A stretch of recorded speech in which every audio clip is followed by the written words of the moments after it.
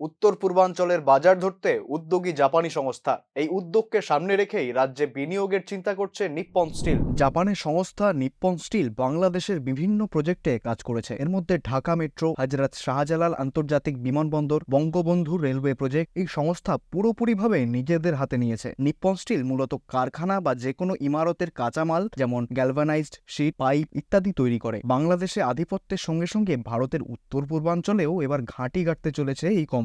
রবিবার Bharat Bangladesh chambers of commerce এবং industry এর পক্ষে জানানো হয়, ত্রিপুরা আসামের বাজার পর্যবেক্ষণ করেই লগ্নি করার চিন্তা ভাবনা করছেন তারা। আমাদের লক্ষ্য বাংলাদেশের সমস্ত র মেটেরিয়াল, স্টিল ইন্ডাস্ট্রি র মেটেরিয়াল সাপ্লাইটাকে কভার করা, এবং আমাদের পার্শ্ববর্তী হিসেবে আমরা চিন্তা করলাম যে এই ত্রিপুরা এবং আসাম, আপনাদের আগরতলা, গৌহাটি এলাকায় আমরা কতদূর কী করতে পারি।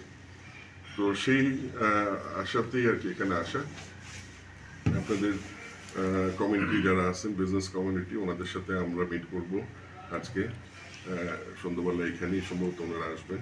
তো ওনাদের সাথে আমাদের আদান প্রদান হবে। আমরা এখানকার মার্কেটটা দেখব এবং আশা করি সামনে আমরা হয়তো একটা প্ল্যান নিয়ে আমরা আসবো।